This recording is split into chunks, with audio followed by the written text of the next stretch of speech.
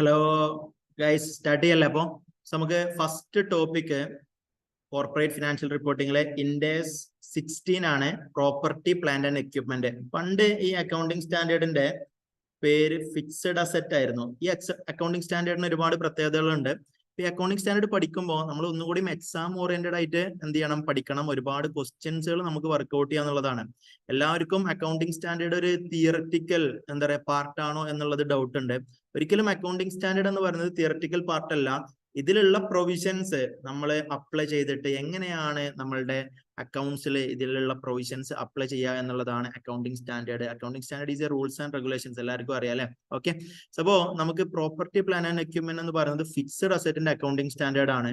നമ്മളുടെ ബാലൻസ് ഷീറ്റിലെ അസറ്റ് സൈഡിലെ ഫസ്റ്റ് ഐറ്റം ആണ് അല്ലെ, നോൺ കറന്റ് അസറ്റ്. നിങ്ങൾക്ക് എന്താ പറയാ, പിന്നെ ഷെഡ്യൂൾ 3 അറിയണ്ടാവും. ഷെഡ്യൂൾ 3 നിങ്ങൾ പഠിച്ചിട്ടുണ്ടാവും അല്ലെ? ഷെഡ്യൂൾ 3 അസറ്റ് സൈഡിൽ ഉണ്ടാവും. അസറ്റ് സൈഡിൽ നമ്മൾ എങ്ങനെ സ്റ്റാർട്ട് ചെയ്യാം? നോൺ കറന്റ് അസറ്റ് വെച്ചിട്ടാണ് സ്റ്റാർട്ട് ചെയ്യുക അല്ലെ? നോൺ കറന്റ് അസറ്റ് വെച്ചിട്ടാണ് സ്റ്റാർട്ട് ചെയ്യാം. ഓക്കെ, അപ്പൊ ഈ നോൺ കറന്റ് അസറ്റില് നമ്മൾ first property plant and equipment എന്നാണ് എഴുതാറുള്ളത് അല്ലെ? പ്രോപ്പർട്ടി പ്ലാന്റ് ആൻഡ് എക്യുപ്മെന്റില് ഫസ്റ്റ് ടാഞ്ചിബിൾ അസറ്റ് ഉണ്ടാവും അല്ലെ? സോ ഈ ടാഞ്ചിബിൾ അസറ്റിനെ കുറിച്ചിട്ട് മാത്രമാണ് നമ്മളുടെ ഇൻഡേഴ്സ് 16 എന്ത് ചെയ്യുന്നത്, പറയുന്നത് കേട്ടോ. ഇൻടാഞ്ചിബിൾ അസറ്റിന് സെപ്പറേറ്റ് എന്തുണ്ട്, അക്കൗണ്ടിങ് സ്റ്റാൻഡേർഡ് ഉണ്ട്. അതുകൊണ്ട് ഇൻടാഞ്ചിബിൾ അസറ്റിനെ കുറിച്ചിട്ട് എന്ത് ചെയ്യുന്നില്ല, ഈ ഒരു അക്കൗണ്ടിങ് സ്റ്റാൻഡേർഡ് എന്ത് ചെയ്യുന്നില്ല, പറയുന്നില്ല. ഓക്കെ, അപ്പൊ എന്താണ് പ്രോപ്പർട്ടി പ്ലാന്റ് ആൻഡ് എക്യുപ്മെന്റ് എന്നുള്ളത്? ഇതില് ഡിപ്രീസിയേഷൻ കൂടി ഈ ഒരു അക്കൗണ്ടിങ് സ്റ്റാൻഡേർഡിൽ എന്ത് ചെയ്യുന്നുണ്ട്, കവർ ചെയ്യുന്നുണ്ട് കേട്ടോ. ഓക്കെ, അപ്പോ എന്താണ് പ്രോപ്പർട്ടി പ്ലാന്റ് ആൻഡ് എക്യുപ്മെന്റ് എന്ന് നോക്കാം. Property plan and equipment are tangible item അല്ലെ? സോ ടാഞ്ചിബിൾ ഐറ്റം എന്ന് വെച്ചാൽ കാണാൻ പറ്റുന്ന ഐറ്റം. ഞാൻ ആൾറെഡി പറഞ്ഞു, ഇൻടാഞ്ചിബിൾ അസറ്റിനെ കുറിച്ചിട്ട് ഈ ഒരു അക്കൗണ്ടിങ് സ്റ്റാൻഡേർഡ് ഡീൽ ചെയ്യുന്നേ ഇല്ല. Okay, so held for use in, ഈ 4 കാര്യങ്ങൾക്ക്, ഇനി പറയാൻ പോകുന്ന 4 കാര്യങ്ങൾക്കാണ് നമ്മൾ ഈ ഒരു അസറ്റ് യൂസ് ചെയ്യുന്നത് എങ്കിൽ, ഈ ഒരു ഐറ്റം യൂസ് ചെയ്യുന്നത് എങ്കിൽ അതിനെ നമുക്ക് അക്ഷരം തെറ്റാതെ വിളിക്കാം, എന്ത്? പ്രോപ്പർട്ടി പ്ലാന്റ് ആൻഡ് എക്യുപ്മെന്റ് എന്നുള്ളത്. ഓക്കെ, സോ അപ്പൊ first four producing goods produce ചെയ്യാൻ വേണ്ടിയിട്ട് നമ്മൾ ഹോൾഡ് ചെയ്യുന്ന ഐറ്റംസ്, സർവീസ് പ്രൊവൈഡ് ചെയ്യാൻ വേണ്ടിയിട്ട് നമ്മൾ യൂസ് ചെയ്യുന്ന ഐറ്റംസ്, റെന്റൽ ടു അതേഴ്സ്, മറ്റൊരാൾക്ക് റെന്റൽസിന് നമ്മൾക്ക് കൊടുക്കാൻ വേണ്ടിയിട്ട് നമ്മൾ യൂസ് ചെയ്യുന്ന ഐറ്റം, അതുപോലെ തന്നെ ഫോർ അഡ്മിനിസ്ട്രേറ്റീവ് പർപ്പസ്, അതായത് നമ്മളുടെ ഓഫീസ് പർപ്പസ്, നമ്മളുടെ ഓഫീസിലുള്ള ഫർണിച്ചർ ആൻഡ് ഫിറ്റിംഗ്സുകൾ, കമ്പ്യൂട്ടർ, ഇതുപോലുള്ള എന്താ പറയുക ഐറ്റംസുകളൊക്കെ അഡ്മിനിസ്ട്രേറ്റീവ് പർപ്പസിന് വേണ്ടിയിട്ട് നമ്മൾ യൂസ് ചെയ്യുന്ന ഐറ്റംസുകളാണ്. ആൻഡ് ഒരു കണ്ടീഷനും കൂടി ഉണ്ട്, it is expected to used during more than a period of 12 months, 12 മാസത്തിൽ കൂടുതൽ ഇത് എന്ത് ചെയ്തിരിക്കണം, യൂസ് ചെയ്തിരിക്കണം എന്നുള്ളതും കൂടി എന്ത് ചെയ്യുന്നുണ്ട്, പറയുന്നുണ്ട്. ഓക്കെ, അപ്പോ ഈ പ്രോപ്പർട്ടി പ്ലാൻ ആൻഡ് എക്യുപ്മെന്റിന്റെ ഈ ഒരു ഡെഫിനിഷൻ വളരെ ഇമ്പോർട്ടന്റ് ആണ്. കാരണം നമ്മൾ അക്കൗണ്ടിങ് സ്റ്റാൻഡേർഡിന്റെ ഒരു ആൻസർ എഴുതുന്ന സമയത്ത് നമ്മൾ പ്രൊവിഷൻ വെച്ചിട്ടാണ് എന്ത് ചെയ്യേണ്ടത്, സ്റ്റാർട്ട് ചെയ്യേണ്ടത്. നമ്മൾ പണ്ട് ലോ എക്സാം എഴുതുന്ന സമയത്ത് നമ്മൾ ആദ്യം എങ്ങനെയാണ്, അതിന്റെ ഒരു ഫോർമാറ്റ് ഉണ്ട് അല്ലെ? ആദ്യം നമ്മളുടെ ആ ഒരു പ്രൊവിഷൻ കറക്റ്റ് ആയിട്ട് എന്ത് ചെയ്യണം, ഫസ്റ്റ് പാരഗ്രാഫിൽ എഴുതണം. അതുപോലെ തന്നെ നമ്മൾ പിന്നീട് അതിന്റെ എന്താ പറയുക ഫാക്ട് നമ്മൾ കറക്റ്റ് ആയിട്ട് എഴുതണം. അത് കഴിഞ്ഞിട്ട് നമ്മൾ എന്ത് ചെയ്യണം, കൺക്ലൂഷൻ എഴുതണം. അതുപോലെ തന്നെയാണ് അക്കൗണ്ടിങ് സ്റ്റാൻഡേർഡിന്റെ ആൻസേഴ്സുകളും നിങ്ങൾ എഴുതേണ്ടത്.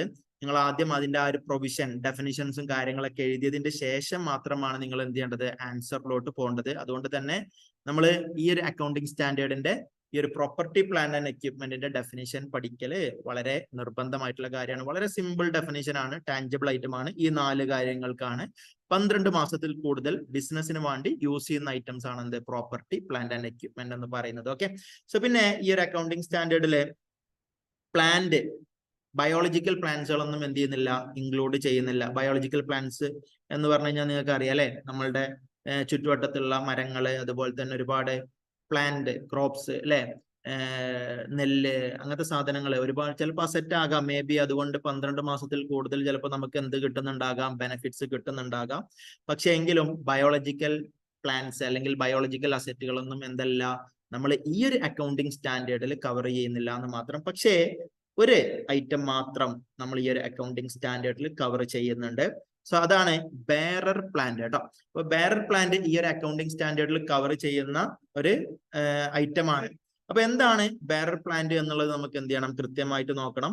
3 കാര്യങ്ങൾ സാറ്റിസ്ഫൈഡ് ആയി കഴിഞ്ഞാൽ, ഈ 3 കാര്യങ്ങൾ സാറ്റിസ്ഫൈഡ് ആയി കഴിഞ്ഞാൽ നമുക്ക് എന്ത് വിളിക്കാം, ആ ഒരു പ്ലാന്റിനെ നമുക്ക് ബെയറർ പ്ലാന്റ് എന്ന് വിളിക്കാം. ബെയറർ പ്ലാന്റ് എന്ന് പറയുന്നത് പ്രോപ്പർട്ടി പ്ലാന്റ് ആൻഡ് എക്യുപ്മെന്റ് എന്ന് പറഞ്ഞ ഹെഡിലാണ് എന്ത് ചെയ്യുന്നത് വരുന്നത്. ഓക്കെ, സോ എന്താണ് plant that is used in the production or supply of agricultural produce. നമുക്ക് ഒരു പ്ലാന്റിൽ നിന്ന് എന്ത് കിട്ടണം? ആ പ്ലാന്റ് ഒരു അഗ്രികൾച്ചറൽ പ്രൊഡ്യൂസ് സപ്ലൈ ചെയ്യുന്ന ഒരു പ്ലാന്റ് ആയിരിക്കണം എന്നാണ് പറയുന്നത്. ഇപ്പോ നമ്മളുടെ തെങ്ങ് അല്ലെ, തെങ്ങിൽ നിന്ന് കിട്ടുന്ന അഗ്രികൾച്ചർ പ്രൊഡ്യൂസ് ഏതാണ്? തേങ്ങയാണ്. അപ്പൊ തെങ്ങ് എന്ന് പറഞ്ഞിട്ടുള്ള ഈ പ്ലാന്റ് എന്ത് ചെയ്യുന്നുണ്ട്? ഒരു അഗ്രികൾച്ചറൽ പ്രൊഡ്യൂസ് ആയിട്ടുള്ള നമ്മളുടെ കോക്കനട്ട് എന്ത് ചെയ്യുന്നുണ്ട്? നമുക്ക് സപ്ലൈ ചെയ്യുന്നുണ്ട്. അതാണ് ഫസ്റ്റ് പോയിന്റ് ഉദ്ദേശിക്കുന്നത്. രണ്ടാമത്തെ point, it is expected to bear produce more than a period of 12 months. 12 മാസത്തിൽ കൂടുതൽ എന്ത് ചെയ്യണം? പ്രൊഡ്യൂസ് ചെയ്യുന്ന ഒരു പ്ലാന്റ് ആയിരിക്കണം എന്നാ പറയുന്നത്.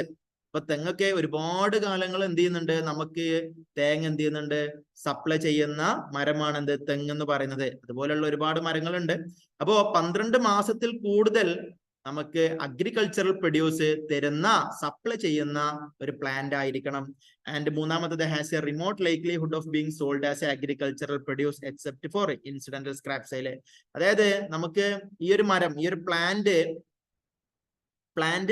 പിന്നെ മരമായിട്ട് സെയിൽ ചെയ്യാനുള്ള സാധ്യത വളരെ കുറവായിരിക്കണം എന്നാണ് പറയുന്നത്. ഓക്കെ, അപ്പോ തെങ്ങ് വിൽക്കാനുള്ള ചാൻസ് വളരെ കുറവാണല്ലോ അല്ലെ. അപ്പോ തെങ്ങ് എന്ന് പറയുന്നത് നമുക്ക് അക്ഷരം തെറ്റാതെ എന്ത് വിളിക്കാം? ഒരു ബാരർ പ്ലാന്റ് ആണെന്ന് വിളിക്കാം. കാരണം അതിൽ നിന്ന് അഗ്രികൾച്ചർ പ്രൊഡ്യൂസ് കിട്ടുന്നുണ്ട്. അത് more than 12 months agriculture produce തരുന്നുണ്ട്. ആ ഒരു തെങ്ങ് നമുക്ക് തടിയായിട്ട് വിൽക്കാനുള്ള ചാൻസ് വളരെ റിമോട്ടാണ്. സോ ഈ 3 കണ്ടീഷനും സാറ്റിസ്ഫൈഡ് ആയി കഴിഞ്ഞാൽ നമുക്ക് ആ ഒരു പ്ലാന്റിനെ നമുക്ക് എന്ത് വിളിക്കാം? ബാരർ പ്ലാന്റ് എന്ന് വിളിക്കാം അല്ലെ. ഞാനിവിടെ ഒരു എക്സാമ്പിൾ കൊടുത്തിട്ടുണ്ട്. എന്താണ്? തെങ്ങ് എന്ന് പറയുന്നത് ബാരർ പ്ലാന്റ് ആണ്. ആസ് പെർ ഇൻഡെക്സ് 16 കേട്ടോ. ആസ് പെർ ഇൻഡെക്സ് 16 ആസ് 10 ഏകദേശം സെയിം ആണ്. ആസ് പെർ ഇൻഡെക്സ് 16 പ്രകാരം നമുക്ക് ഇതിനെ ബാരർ പ്ലാന്റ് എന്ന് വിളിക്കാം. നോൺ കറന്റ് അസറ്റില് പ്രോപ്പർട്ടി പ്ലാന്റ് ആൻഡ് എക്യുപ്മെന്റ് എന്ന് പറഞ്ഞ ഹെഡിന്റെ അടിയിലാണ് കൊടുക്കേണ്ടത്. അതുപോലെ തന്നെ ഇതിൽ നിന്ന് കിട്ടുന്ന തേങ്ങ അല്ലെ, തേങ്ങ എന്താണ്? അഗ്രികൾച്ചർ പ്രൊഡ്യൂസ് ആണ്, കറന്റ് അസറ്റ് ആണ്. കറന്റ് അസറ്റ് മീൻസ് ഇതെന്താണ്? ഇൻവെന്ററി ആയിട്ടാണ് നമ്മൾ എന്ത് ചെയ്യുക? ട്രീറ്റ് ചെയ്യുക അല്ലെ. നമുക്ക് ഇൻവെന്ററി ആയിട്ടാണ് ട്രീറ്റ് ചെയ്യുക. ഇൻവെന്ററി അക്കൗണ്ടിങ് സ്റ്റാൻഡേർഡ് ഏതാണെന്നറിയോ? ഇൻവെന്ററി അക്കൗണ്ടിങ് സ്റ്റാൻഡേർഡ് ഇൻഡെക്സ് 2 ആണ്. അപ്പോ ഇൻഡെക്സ് 2ഉം ഈ ഇൻഡെക്സ് 16ഉം തമ്മിലൊരു കണക്ഷൻ ഉണ്ട്. അത് രണ്ടും അസറ്റ് ആണ് അല്ലെ. ഇപ്പൊ ഇൻവെന്ററി എന്ന് പറയുന്നത് അസറ്റ് ആണ്, നമ്മളുടെ ഫിക്സഡ് അസറ്റ് എന്ന് പറയുന്നത് അസറ്റ് ആണ്. അപ്പോ ഡെഫിനിഷൻ കറക്റ്റ് അറിഞ്ഞാൽ മാത്രമാണ് നമുക്ക് ഇത് ഇൻവെന്ററി ആണോ അതോ പ്രോപ്പർട്ടി പ്ലാന്റ് ആൻഡ് എക്യുപ്മെന്റിൽ ഉൾപ്പെടോ എന്നുള്ളത് അറിയാൻ പറ്റുക. അപ്പൊ ഞാൻ ഒരു എക്സാമ്പിൾ അടിയിൽ കൊടുത്തിട്ടുണ്ട്. അത് വെച്ചിട്ട് നമുക്ക് എന്ത് ചെയ്യാം നോക്കാം. ഓക്കെ, അപ്പോ ഈ ബാരർ പ്ലാന്റിലെ tree grown as a lumber, തടിയായിട്ട് വിൽക്കുന്ന സാധനങ്ങളൊന്നും നമുക്ക് എന്ത് ചെയ്യാൻ പറ്റൂല? ബാരർ പ്ലാന്റ് ആയിട്ട് കൂട്ടാൻ പറ്റൂല. Trees which are cultivated both for their fruit and lumbar അല്ലെ, രണ്ട് പർപ്പസിനും വേണ്ടിയിട്ട്. അത് ലംബർ എന്ന് വെച്ച് കഴിഞ്ഞാൽ തടിയായിട്ട് വിൽക്കാനുള്ളത്, 2 പർപ്പസിനും വേണ്ടിയിട്ടാണെന്നുണ്ടെങ്കിലും നമുക്ക് ബാരർ പ്ലാന്റ് ആയിട്ട് കൺസിഡർ ചെയ്യാൻ പറ്റൂല. അതുപോലെ തന്നെ ആനുവൽ ക്രോപ്സ്, നമ്മളെ പിന്നെ ഗോതമ്പ്, നെല്ല്, ഈ സാധനങ്ങളൊന്നും എന്ത് ചെയ്യാൻ പറ്റൂല? ബാരർ പ്ലാന്റ് ആയിട്ട് കൺസിഡർ ചെയ്യാനേ പറ്റൂല. So they are not bearer plants കേട്ടോ. ഓക്കെ, സോ അപ്പൊ എത്രയാണ് ബാരർ പ്ലാന്റ്സിന്റെ ഡെഫിനിഷൻ എന്ന് പറയുന്നത്.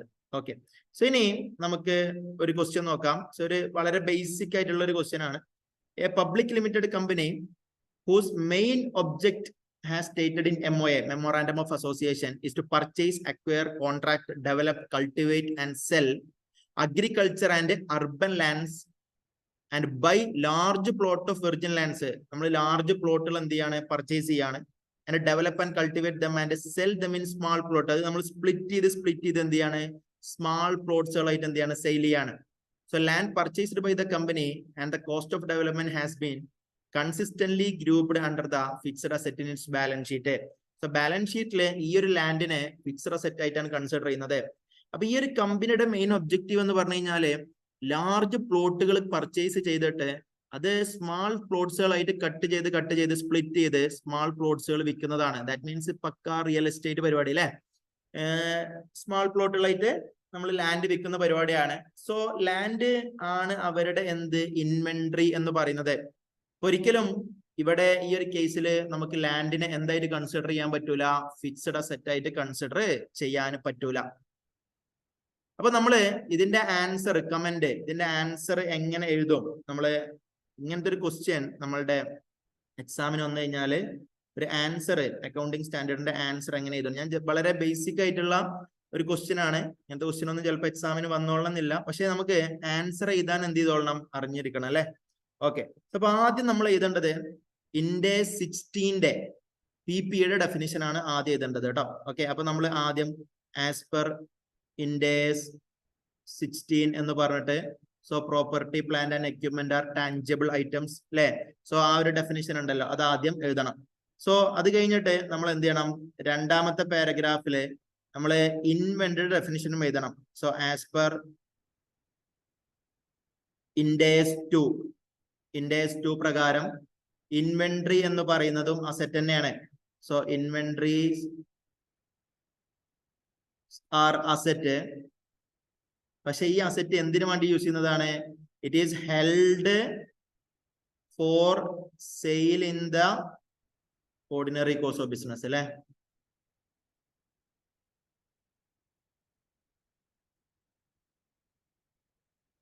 അപ്പോ ഇവിടെ അസറ്റ് ഹോൾഡ് ചെയ്യുന്നത് എന്തിനു വേണ്ടിയിട്ടാണ്? ഇൻഡേസ് 2 പ്രകാരം നമ്മളുടെ അസറ്റ് നമ്മൾ സെയിൽ ചെയ്യുക, ഓർഡിനറി കോഴ്സ് ഓഫ് ബിസിനസ്സിൽ നമ്മളുടെ ബിസിനസ്സിൽ സെയിൽ ചെയ്യാൻ വേണ്ടിയിട്ട് നമ്മൾ പർച്ചേസ് ചെയ്ത അല്ലെങ്കിൽ ഹോൾഡ് ചെയ്ത അസറ്റുകളാണെന്നുണ്ടെങ്കിൽ അത് ആസ് പെർ ഇൻഡേസ് 2 പ്രകാരം ഇൻവെന്ററി ആണ്, അതൊരിക്കലും ഫിക്സഡ് അസറ്റ് അല്ല. സോ ഇനി നമ്മൾ കൺക്ലൂഷൻ എഴുതണം. Conclusion in the given case അല്ലെ. ഇൻ ദ ഗിവൺ കേസ് നമ്മൾ എന്താണ്, ഈ ഒരു ലാൻഡ് എന്ന് പറയുന്നത് പ്രോപ്പർട്ടി പ്ലാന്റ് ആൻഡ് എക്യുപ്മെന്റ് അല്ല, മറിച്ച് ഇത് എന്താണ്? In the given case it is a inventory അല്ലെ. It is a inventory as per Ind AS 2 അല്ലെ. സോ ഇൻഡേസ് 2 പ്രകാരം അതൊരു ഇൻവെന്ററി ആണ് എന്നുള്ളത് എന്ത് ചെയ്യണം, എഴുതി ചേർക്കണം. സോ അപ്പൊ ഇങ്ങനെയാണ് നമ്മൾ എന്ത് ചെയ്യേണ്ടത്, ആൻസർ എഴുതേണ്ടത് കേട്ടോ. അപ്പോൾ എപ്പോഴും നമ്മൾ ഡെഫിനിഷൻ പഠിച്ചിരിക്കണം. ആ ഡെഫിനിഷൻ ബേസ് ചെയ്തിട്ട് ക്വസ്റ്റ്യൻ വന്നു കഴിഞ്ഞാൽ ഡെഫിനിഷൻ ആദ്യം എഴുതിയിട്ട് വേണം നമ്മൾ അതിന് എന്ത് ചെയ്യാൻ വേണ്ടിയിട്ട്, ആൻസർ ചെയ്യാൻ വേണ്ടിയിട്ട്. ഓക്കെ. സോ പിന്നെ എപ്പോഴും നിങ്ങൾക്ക് അറിയാം നമ്മൾ അസറ്റുകളൊക്കെ എന്താ പറയാ, അക്യുമുലേറ്റഡ് നമ്മളുടെ ഗ്രോസ് ബുക്ക് വാല്യൂവിൽ നിന്ന് നമ്മൾ ഡിപ്രീസിയേഷൻ കുറച്ചിട്ടുള്ള, അതുപോലെ തന്നെ എംപയർമെന്റ് ലോസ് എന്താന്നുള്ളത് ഞാൻ അടുത്ത ഇൻഡേഴ്സ് പറയുമ്പോൾ ഞാൻ എന്ത് പറയും. ഈ അക്കൗണ്ടിങ് സ്റ്റാൻഡേർഡിൽ ഇപ്പൊ അത് പറയാൻ ടൈമില്ല. അപ്പോ അക്യുമുലേറ്റഡ് ഡിപ്രീസിയേഷൻ കുറച്ചിട്ടുള്ള ആ ഒരു എമൗണ്ട് ആണ് നമ്മൾ, ക്യാരിയിങ് എമൗണ്ട് ആണ് നമ്മൾ ബാലൻസ് ഷീറ്റിൽ എഴുതാ. വളരെ +2 മുതലേ നമ്മൾ പഠിക്കുന്നതാണ് അല്ലെ. ബാലൻസ് ഷീറ്റിൽ എപ്പോഴും അസറ്റിൽ നിന്ന് ഡിപ്രീസിയേഷൻ കുറച്ചിട്ടുള്ള ആ ഒരു എമൗണ്ട് ആണ് എഴുതേണ്ടത്. ഓക്കെ. ഇനി നെക്സ്റ്റ് നമ്മൾ പറയാൻ പോകുന്നത് വളരെ ഇമ്പോർട്ടന്റ് ആയിട്ടുള്ള ഒരു കാര്യമാണ് കേട്ടോ. So property plant and equipment should be recognised in the books of accounts. എപ്പോഴാണ് ഒരു ഫിക്സഡ് അസറ്റ് നമ്മളുടെ ബുക്സ് ഓഫ് അക്കൗണ്ട്സിൽ ബാലൻസ് ഷീറ്റിൽ അസറ്റ് ആയിട്ട് കാണിക്കേണ്ടത് എന്നുള്ളതാണ്. നമ്മൾ ചിലപ്പോ നിങ്ങൾ ഇൻകം ടാക്സിൽ പഠിച്ചിട്ടുണ്ടാവും. ഇൻകം ടാക്സിൽ നമ്മൾ അസറ്റ് പർച്ചേസ് ചെയ്ത് കഴിഞ്ഞാല് ചിലപ്പോൾ പുട്ട് യൂസ് മുതലായിരിക്കും നമ്മൾ ഡിപ്രീസിയേഷൻ കാൽക്കുലേറ്റ് ചെയ്യുന്നുണ്ടാവും അല്ലെ. അല്ലാതെ അത് മേടിച്ച മുതലേ ഡിപ്രീസിയേഷൻ കാൽക്കുലേറ്റ് ചെയ്യണം എന്ന് പറയുന്നില്ല. ഓക്കെ. അപ്പോ അക്കൗണ്ടിങ് സ്റ്റാൻഡേർഡ് പ്രകാരം ഒരു അസറ്റ് നമ്മൾ പർച്ചേസ് ചെയ്ത് കഴിഞ്ഞാൽ അത് നമ്മളുടെ ബുക്സ് ഓഫ് അക്കൗണ്ട്സിൽ എപ്പോൾ കാണിക്കണം, എപ്പോഴാണ് അത് ബുക്സ് ഓഫ് അക്കൗണ്ട്സിൽ റെക്കഗ്നൈസ് ചെയ്യേണ്ടത്? ഈ രണ്ട് കണ്ടീഷൻ സാറ്റിസ്ഫൈഡ് ചെയ്ത് കഴിഞ്ഞാൽ നമ്മളുടെ ബുക്സ് ഓഫ് അക്കൗണ്ട്സിൽ എന്ത് ചെയ്യാം, ആ ഒരു അസറ്റിനെ കാണിക്കാം. ഒന്ന്, probable future economic benefits inflow to the entity എന്ന് വെച്ച് കഴിഞ്ഞാൽ എന്താണ്, നമ്മളുടെ ബിസിനസ്സിലോട്ട് ഒരു ഫ്യൂച്ചർ എക്കണോമിക് ബെനിഫിറ്റ് എന്ത് ചെയ്യണം, വരണം. അങ്ങനെയാണെന്നുണ്ടെങ്കിൽ നമുക്ക് എന്ത് ചെയ്യാം, അതിനെ അസറ്റ് ആയിട്ട് എന്ത് ചെയ്യാൻ പറ്റും, ട്രീറ്റ് ചെയ്യാൻ പറ്റും. അതേപോലെ തന്നെ കോസ്റ്റ് ഷുഡ് ബി മെഷേർഡ് റിലയബിളി. നമുക്ക് ആ ഒരു അസറ്റിന്റെ കോസ്റ്റ് എന്ത് ചെയ്യാൻ പറ്റണം, റിലയബിൾ ആയിട്ട് മെഷർ ചെയ്യാൻ പറ്റണം. ഈ രണ്ട് കാര്യങ്ങളും സാറ്റിസ്ഫൈഡ് ആയി കഴിഞ്ഞാൽ മാത്രമാണ് നമുക്കൊരു അസറ്റ് ബുക്സ് ഓഫ് അക്കൗണ്ട്സിൽ എന്ത് ചെയ്യാൻ പറ്റുക, കാണിക്കാൻ വേണ്ടി പറ്റുക കേട്ടോ. ഓക്കെ. അപ്പൊ ഒരു ബെനിഫിറ്റ് അതിൽ നിന്ന് വേണം, അതുപോലെ തന്നെ അതിന്റെ കോസ്റ്റ് റിലയബിൾ ആയിട്ട് മെഷർ ചെയ്യാനും പറ്റണം. ഓക്കെ. ഇനി റെക്കഗ്നീഷൻ ആൻഡ് മെഷർമെന്റ്. എന്താ റെക്കഗ്നീഷൻ ആൻഡ് മെഷർമെന്റ് എന്ന് വെച്ച് കഴിഞ്ഞാല്, നമുക്കിപ്പോ ബുക്സ് ഓഫ് അക്കൗണ്ട്സിൽ റെക്കോർഡ് ചെയ്യണമെന്ന് മനസ്സിലായി. ഇപ്പൊ നമ്മൾ ബാലൻസ് ഷീറ്റ് വരച്ചു അല്ലെ. ബാലൻസ് ഷീറ്റില് നമ്മളിപ്പോ ലാൻഡ് എന്ന് എന്ത് ചെയ്തു, റെക്കോർഡ് ചെയ്തു. ഏത് വാല്യൂല് റെക്കോർഡ് ചെയ്യണം എന്നുള്ളത് വളരെ ഇമ്പോർട്ടന്റ് ആണ് അല്ലെ. ഏത് വാല്യൂല് റെക്കോർഡ് ചെയ്യണം എന്നുള്ളത് വളരെ ഇമ്പോർട്ടന്റ് ആണ്. അപ്പൊ അതിന് വേണ്ടിയിട്ട് അക്കൗണ്ടിങ് സ്റ്റാൻഡേർഡ് എന്ത് ചെയ്തിട്ടുണ്ട്, ഇനീഷ്യൽ റെക്കഗ്നീഷൻ ആൻഡ് മെഷർമെന്റും സബ്സിക്വന്റ് റെക്കഗ്നീഷൻ ആൻഡ് മെഷർമെന്റും തന്നിട്ടുണ്ട്. അപ്പൊ ഒരു അസറ്റ് ഇനീഷ്യൽ മെഷർമെന്റ് എന്ന് വെച്ച് കഴിഞ്ഞാല് അത് അക്വയർ ചെയ്യുന്ന സമയത്ത്, അക്വിസിഷന്റെ ടൈമിൽ കേട്ടോ, അക്വിസിഷൻ ടൈമിൽ ഏത് വാല്യൂലാണ് റെക്കോർഡ് ചെയ്യേണ്ടത്. സബ്സിക്വന്റ് റെക്കഗ്നീഷൻ എന്ന് വെച്ച് കഴിഞ്ഞാല് ബാലൻസ് ഷീറ്റ് ഡേറ്റില് എങ്ങനെയാണ് റെക്കോർഡ് ചെയ്യേണ്ടത്, ബാലൻസ് ഷീറ്റ് ഡേറ്റില് ഏത് വാല്യൂലാണ് റെക്കോർഡ് ചെയ്യേണ്ടത് എന്നുള്ള 2 കാര്യങ്ങൾ നമ്മൾ എന്ത് ചെയ്യണം ഇപ്പോ പഠിക്കേണ്ടതായിട്ടുണ്ട്. Okay, so it is the time when the entity incurred the cost. അപ്പൊ ഇനീഷ്യലി ഇവിടെ പറയുന്നുണ്ട് an item of PPE that qualify recognition as asset should be measured at its cost. അപ്പോ ഇനീഷ്യലി നമ്മൾ ഒരു അസറ്റ് റെക്കോർഡ് ചെയ്യേണ്ടത് അതിന്റെ കോസ്റ്റിലാണ് എന്നാണ് പറയുന്നത് കേട്ടോ. അപ്പോ ഇനീഷ്യലി ഒരു അസറ്റ് നമ്മൾ പർച്ചേസ് ചെയ്ത് കഴിഞ്ഞാൽ അതിന്റെ കോസ്റ്റിലാണ് നമ്മൾ എന്ത് ചെയ്യേണ്ടത് റെക്കോർഡ് ചെയ്യേണ്ടത്. ഓക്കെ, സോ ഇനി രണ്ടാമത്തത് ബാലൻസ് ഷീറ്റ് ഡേറ്റില് എങ്ങനെ റെക്കോർഡ് ചെയ്യണം എന്നുള്ളത് അടിയിൽ എന്ത് ചെയ്യുന്നുണ്ട് നമ്മൾ പറയുന്നുണ്ട്. അപ്പോ നമുക്കൊരു അസറ്റിന്റെ കോസ്റ്റ് കാൽക്കുലേറ്റ് ചെയ്യുക എന്ന് പറയുന്നത് വളരെ ഇമ്പോർട്ടന്റ് ആയിട്ടുള്ള കാര്യമാണ്. ഒരു അസറ്റിന്റെ കോസ്റ്റിൽ എന്തെല്ലാം ഇൻക്ലൂഡ് ചെയ്യും എന്നുള്ളത് വളരെ ഇമ്പോർട്ടന്റ് ആയിട്ടുള്ള ഒരു കാര്യമാണ്. ഓക്കെ, അപ്പോ നമുക്ക് നോക്കാം.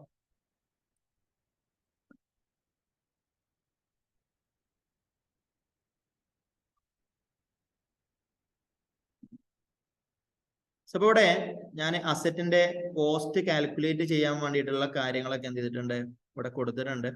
So first, if asset is purchased by payment of cash, നമ്മൾ ക്യാഷ് കൊടുത്തിട്ടാണ് അസറ്റ് പർച്ചേസ് ചെയ്യുന്നത് എങ്കിൽ, അല്ലെങ്കിൽ ക്രെഡിറ്റിലാണ് അസറ്റ് പർച്ചേസ് ചെയ്യുന്നത് എങ്കിൽ അതിന്റെ കോസ്റ്റില് എന്തൊക്കെ ഇൻക്ലൂഡ് ചെയ്യണം എന്നുള്ളത് നമ്മൾ എന്ത് ചെയ്യണം നോക്കേണ്ടതായിട്ടുണ്ട് അല്ലെ.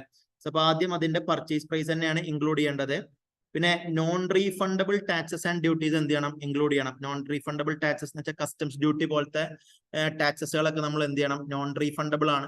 അപ്പൊ ആ നോൺ റീഫണ്ടബിൾ ടാക്സസുകളൊക്കെ നമ്മൾ എന്ത് ചെയ്യണം ഇൻക്ലൂഡ് ചെയ്യണം.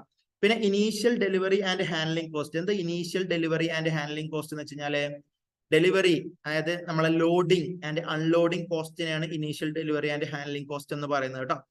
പിന്നെ site preparation cost. Site preparation cost എന്ന് വെച്ചാൽ സ്പെഷ്യൽ ഫൗണ്ടേഷന് ചിലപ്പോൾ നമുക്ക് ആ സെറ്റ് പർച്ചേസ് ചെയ്യാൻ വേണ്ടിയിട്ട് എന്ത് വേണ്ടി വരും, ഒരു സിവിൽ സ്ട്രക്ചറോ അല്ലെങ്കിൽ ഒരു തറയൊക്കെ കെട്ടി കൊടുക്കേണ്ടി വരും അല്ലെ.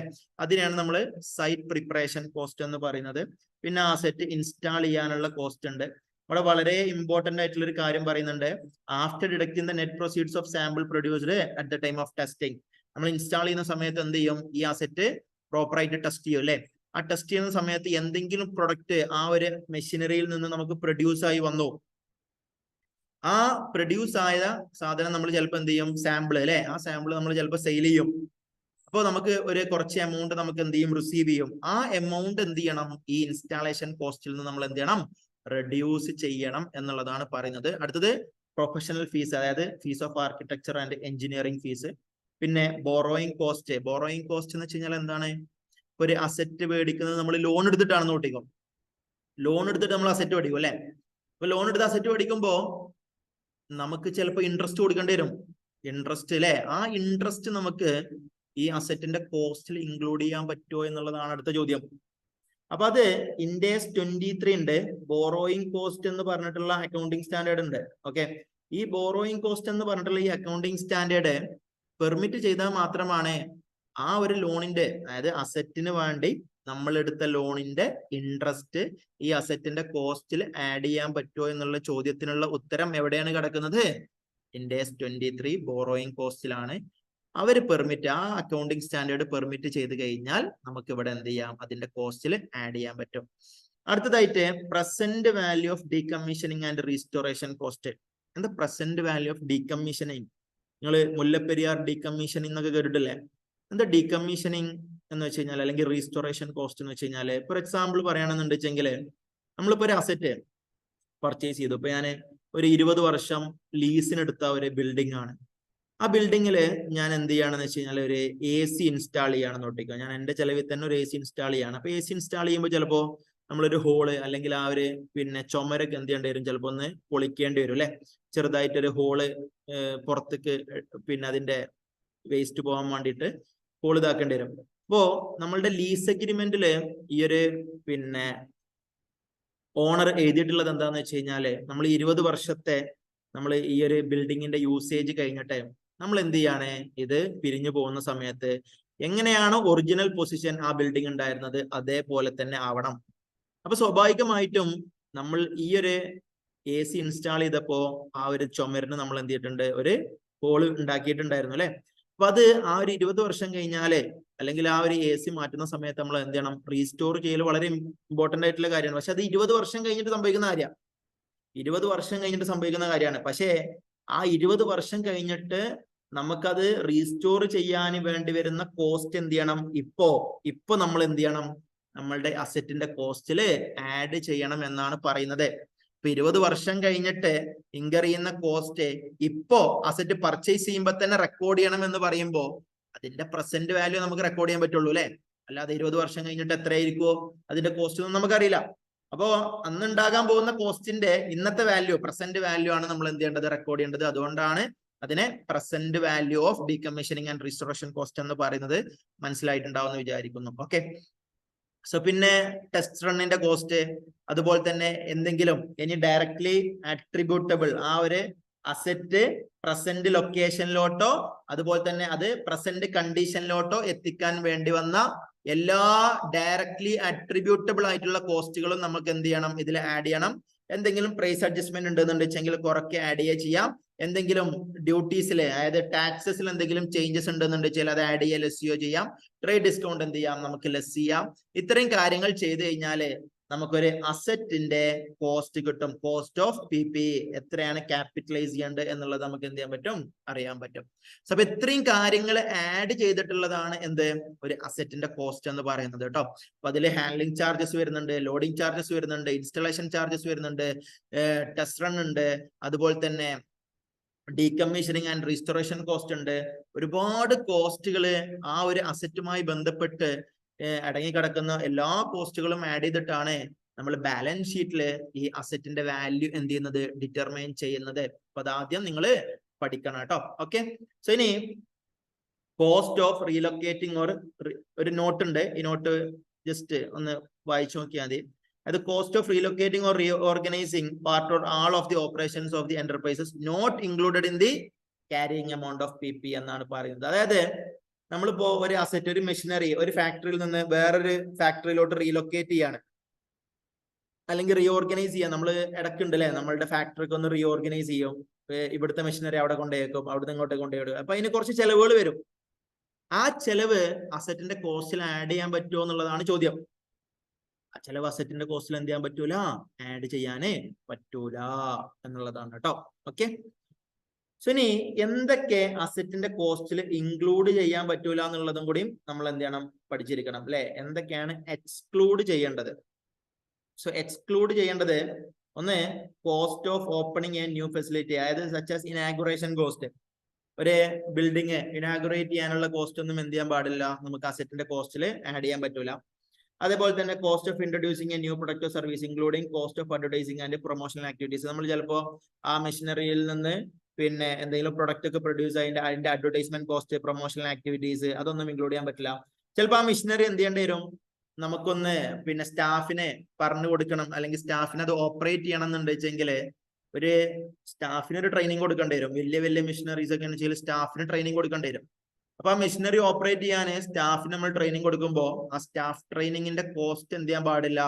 അസറ്റിന്റെ കോസ്റ്റിൽ ഇൻക്ലൂഡ് ചെയ്യാനേ പാടില്ല. അതേപോലെ തന്നെയാണ് administration and other general overhead cost. General ആയിട്ടുള്ള ജനറൽ എക്സ്പെൻസുകൾ ഒന്നും, അഡ്മിനിസ്ട്രേറ്റീവ് എക്സ്പെൻസ്, ഇപ്പൊ സാലറി അങ്ങനത്തെ ഒരുപാട് എക്സ്പെൻസുകൾ ഉണ്ടാവും. അഡ്മിനിസ്ട്രേറ്റീവ് എക്സ്പെൻസ്, ജനറൽ എക്സ്പെൻസുകൾ, ഇതൊന്നും എന്ത് ചെയ്യാൻ പാടില്ല? അസറ്റിന്റെ കോസ്റ്റിൽ ഇൻക്ലൂഡ് ചെയ്യാൻ പാടില്ല. ഇത്രയും കാര്യങ്ങൾ എന്ത് ചെയ്യണം? അസറ്റിന്റെ കോസ്റ്റിൽ എക്സ്ക്ലൂഡ് ചെയ്യേണ്ട കാര്യങ്ങളാണ് കേട്ടോ. ഓക്കെ. അപ്പൊ നമുക്ക് ഒരു 2 ക്വസ്റ്റ്യൻ നോക്കാം.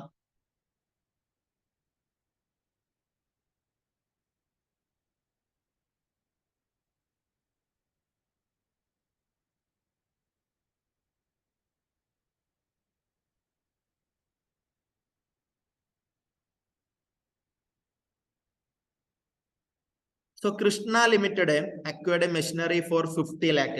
50 ലക്ഷം രൂപക്ക് എന്ത് ചെയ്തു? കൃഷ്ണ ലിമിറ്റഡ് ഒരു മെഷീനറി അക്വയർ ചെയ്തു. അതിന്റെ ഫ്രൈറ്റ് കോസ്റ്റ് എന്ന് പറയുന്നത് 1 lakh ആണ്. പ്രൊഫഷണൽ ഫീസ് എത്ര? 2 ലക്ഷം രൂപ പേ ചെയ്തിട്ടുണ്ട്. ജനറൽ ഓവർ ഹെഡ് എന്ത് ചെയ്തിട്ടുണ്ട്? 5 ലക്ഷം രൂപ പേ ചെയ്തിട്ടുണ്ട്. ഡ്യൂറിംഗ് ഇൻസ്റ്റലേഷൻ പീരീഡിലാണ് അത് പേ ചെയ്തിട്ടുള്ളത്. Entity spend 3 lakh to remove the existing machine and to prepare proper base for the new machine. ആ പുതിയ മെഷീനെ നമുക്ക് അവിടെ ഫിറ്റ് ചെയ്യാൻ വേണ്ടിയിട്ട് പഴയ മെഷീനറി എന്ത് ചെയ്തു? റിമൂവ് ചെയ്തു. പിന്നെ അതുപോലെ തന്നെ in addition to the above expenditure ഒരു 2 ലക്ഷം രൂപ ട്രയൽ റണ്ണിന് വേണ്ടിയിട്ട് എന്ത് ചെയ്തിട്ടുണ്ട്? ചെലവാക്കിയിട്ടുണ്ട്. The product manufactured during trial run are sold for 25,000. ആ ട്രയൽ റണ്ണിൽ കുറച്ച് ഐറ്റംസ് പ്രൊഡ്യൂസ് ആയിട്ടുണ്ട്. അത് വിറ്റിട്ട് ഒരു 25,000 രൂപയും എന്തിട്ടുണ്ട് കിട്ടിയിട്ടുണ്ട്. What is the cost of acquisition of machinery as per Ind AS 16 കേട്ടോ. ആസ് പെർ ഇൻഡേഴ്സ് 16 പ്രകാരം എത്രയാണ് ഉള്ളത് എന്നുള്ളതാണ് ചോദിക്കുന്നത്. ഇൻഡേഴ്സ് 16 പ്രകാരം എത്ര കോസ്റ്റ് ഓഫ് അക്വിസിഷൻ വന്നിട്ടുണ്ടാവും. ബാലൻസ് ഷീറ്റില് ഈ അസറ്റിന്റെ കോസ്റ്റ് എത്രയാണ് എഴുതേണ്ടത് എന്നുള്ളതാണ് ചോദ്യം. സോ ജസ്റ്റ് ഒന്ന് നോക്കി നോക്കേ.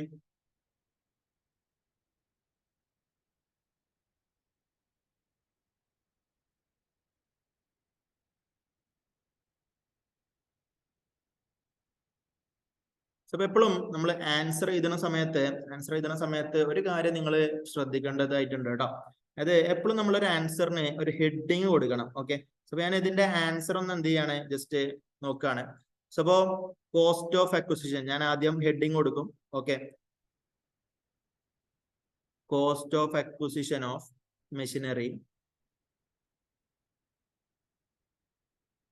ആസ് പെർ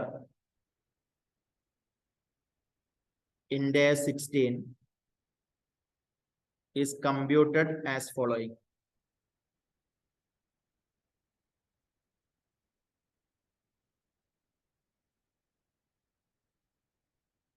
സോ നമുക്ക് ഒരു ടാബ്ലോ എടുക്കാം.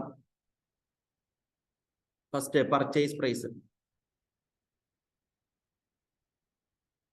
പ്രൈസ് എത്ര ഉണ്ടായിരുന്നു? 50 lakh അല്ലെ. 50 lakh ആണ് പർച്ചേസ് പ്രൈസ് ഉള്ളത്. ഓക്കെ, സോ പിന്നെ രണ്ടാമത്തെ എക്സ്പെൻസ് എന്ന് പറയുന്നത് ഫ്രൈറ്റ് കോസ്റ്റ് ട്രാൻസ്പോർട്ടേഷൻ കോസ്റ്റ് നമുക്ക് എന്ത് ചെയ്യാൻ പറ്റും, ഇൻക്ലൂഡ് ചെയ്യാൻ പറ്റും. സോ നെക്സ്റ്റ് ഫ്രൈറ്റ് കോസ്റ്റ് എത്ര ഉണ്ട്? 1 lakh അല്ലെ. സോ പിന്നെ നെക്സ്റ്റ് എന്ന് പറയുന്നത് പ്രൊഫഷണൽ ഫീസ് ആർക്കിടെക്ട് ഫീസ് ഒക്കെ നമുക്ക് എന്ത് ചെയ്യാൻ പറ്റും, ഇൻക്ലൂഡ് ചെയ്യാൻ പറ്റും. സോ പ്രൊഫഷണൽ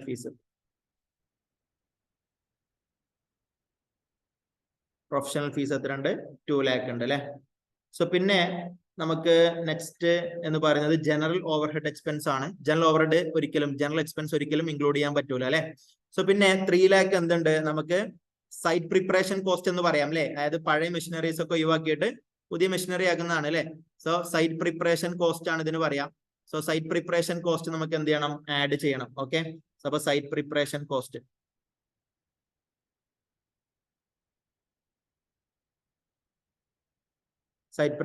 കോസ്റ്റ് വരുന്നത് 3 lakh rupees ആണ് അല്ലെ. സോ പിന്നെ നമുക്കൊരു ട്രയൽ റൺ എക്സ്പെൻസ് ഉണ്ട്. സോ ട്രയൽ റൺ എക്സ്പെൻസ് എന്ന് പറയുന്നത് 2 ലക്ഷം രൂപയാണ്. അതില് 25,000 രൂപ എന്ത് ചെയ്യുന്നുണ്ട്, നമുക്ക് അതിൽ നിന്ന് കിട്ടിയ പൈസ നമ്മൾ അതിൽ നിന്ന് എന്ത് ചെയ്യണം, ഡിഡക്ട് ചെയ്യണം കേട്ടോ. ഓക്കെ, സോ അപ്പോ ട്രയൽ റൺ എക്സ്പെൻസ് ഉണ്ട്. സോ 2 lakh മൈനസ് 25,000 അല്ലെ. So 2 lakh minus 25,000 1.75 lakh. So അപ്പൊ ഇത്രയും ഇൻക്ലൂഡ് ചെയ്തതാണ് നമ്മളുടെ കോസ്റ്റ് ഓഫ് PPE എന്ന് പറയുന്നത്. സോ 57.75 lakh ആണ്. So cost of PPE to be capitalised എന്ന് പറഞ്ഞിട്ട് എഴുതണം കേട്ടോ. Capitalised cost of PPE to be capitalised 57.75 lakh. അപ്പൊ ഇതില് ഒരു കാര്യം നമ്മൾ എന്ത് ചെയ്തിട്ടില്ല, ഇൻക്ലൂഡ് ചെയ്തിട്ടില്ല അല്ലെ. ഏത് കാര്യമാണ് നമ്മൾ ഇൻക്ലൂഡ് ചെയ്യാത്തത്? ഒരു കാര്യം നമ്മൾ ഇൻക്ലൂഡ് ചെയ്തിട്ടില്ല, ശ്രദ്ധിച്ചോ, ജനറൽ എക്സ്പെൻസ് അല്ലെ.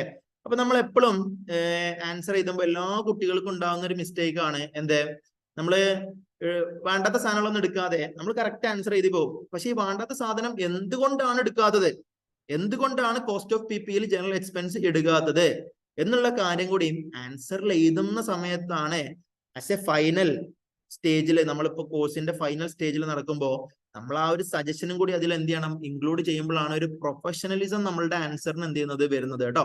അപ്പൊ അതുകൊണ്ട് തന്നെ നമ്മൾ ആ ഒരു അടിയിൽ നോട്ട് എന്ന് പറഞ്ഞിട്ട് നമ്മൾ എന്ത് ചെയ്യണം, ആ ഒരു ജനറൽ എക്സ്പെൻസ് അല്ലെ. സോ ആ ഒരു ജനറൽ എക്സ്പെൻസ് ഇൻക്ലൂഡ് ചെയ്യാൻ പറ്റൂല എന്നുള്ളത് എന്ത് ചെയ്യണം, സോ നമ്മൾ ഇവിടെ എഴുതണം. സോ അപ്പൊ allocation of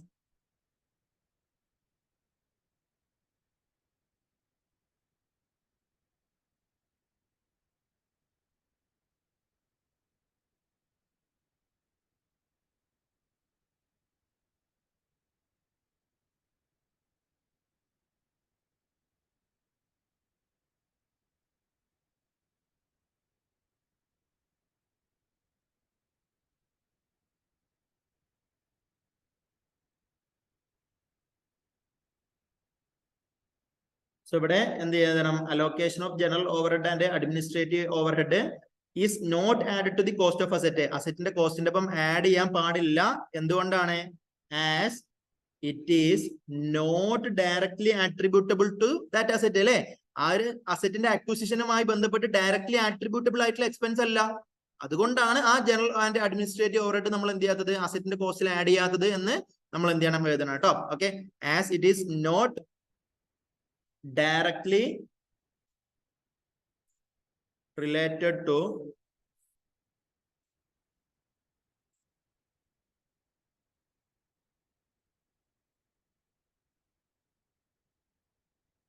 acquisition of asset. Okay, that not directly related to the acquisition of asset. കേട്ടോ, അസറ്റ് ആയിട്ട് ഡയറക്ട്ലി റിലേറ്റഡ് അല്ല. അതുകൊണ്ടാണ് നമ്മൾ എന്ത് ചെയ്യുന്നത്? ഈ ജനറൽ ഓവർഹെഡ് എക്സ്പെൻസ് നമുക്ക് ഇൻക്ലൂഡ് ചെയ്യേണ്ടാത്തത്. ഓക്കെ, അപ്പൊ ഇത്രയും എഴുതുമ്പോഴാണ് ഒരു ആൻസർ കംപ്ലീറ്റ് ആയത്. പലരും എന്ത് ചെയ്യും? ഈ 57.75 lakhs വെച്ചിട്ട് നിർത്തും. അപ്പൊ ആൻസർ കംപ്ലീറ്റ് ആവില്ല. അത് കഴിഞ്ഞിട്ടും കൂടി എന്ത് ചെയ്യണം? അതിന്റെ ആ ഒരു എടുക്കാത്ത പാർട്ടും കൂടി നമ്മൾ ഇൻക്ലൂഡ് ചെയ്യുമ്പോഴാണ് അതിന്റെ ആൻസർ എന്ത് ചെയ്യുന്നത്? കംപ്ലീറ്റ് ആവുന്നത് കേട്ടോ. ഓക്കെ, സോ നെക്സ്റ്റ് നമുക്ക് എന്ത് ചെയ്യാം? നെക്സ്റ്റ് വീഡിയോയിൽ കാണാം.